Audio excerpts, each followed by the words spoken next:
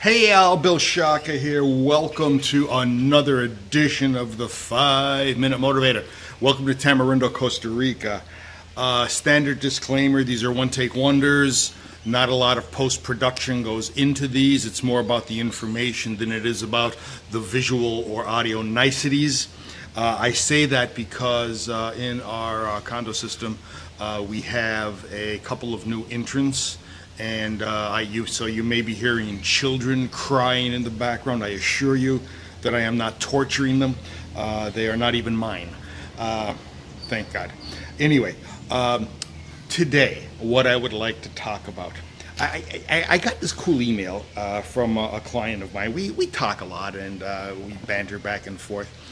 And we were talking about economics. We were talking about the two broad markets in economics, the market for outputs and the market for inputs, what we would call the factor market and the product market, factor of production and then the output, the product market. And he was talking about great employees in the input market and great customers that we sell to in the output market, and if there's any commonalities between them, great employees and great customers. And I said, John, think about this. They're both people. Employees and customers are both people. What you are looking for is behavioral commonalities in the characteristics of both these individuals. Even though one of them may apply their wares to your company and the other may actually purchase your products to solve whatever problems they have. So the end result is they are both individuals, both people. Are there commonalities between them? And you know what? I went online, did a little noodling around various sites that I think are good, and a couple sites that just popped up from some of my searches. And I found one very, very interesting characteristic between great customers and great employees. And that's this. They are high maintenance.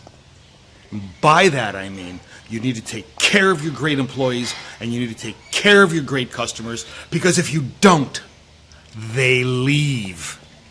And more often than not, they don't tell you why.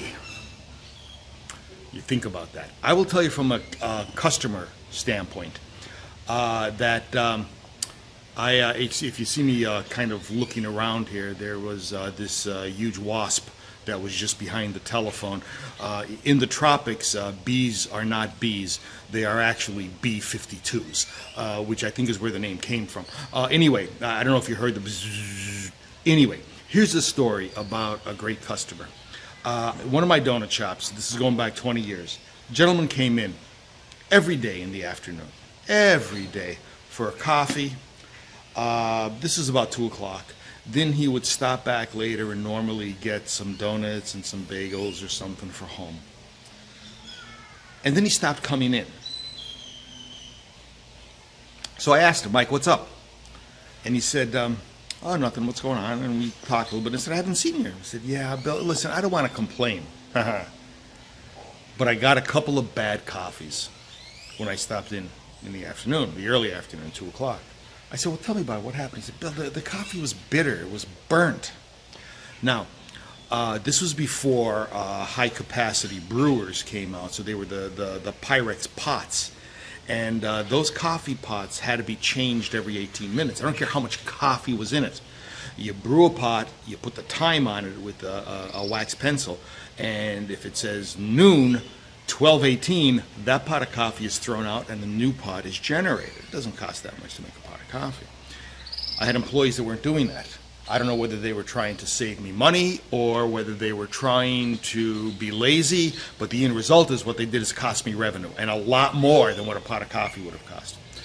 I corrected the situation, and I had one of my best customers come back to the fold. That's the notion. Think about it too with employees. How many great employees have you lost and you're not quite sure of the reason why? The hell with the exit interviews, they're not going to tell you. You need to peel that onion and get down to the core. Great employees and great customers have the same behavioral traits. Use that information and keep them both. Bill Shaka thanking you for attending another edition of the 5-Minute Motivator. Looking forward to seeing you in the next. Bye.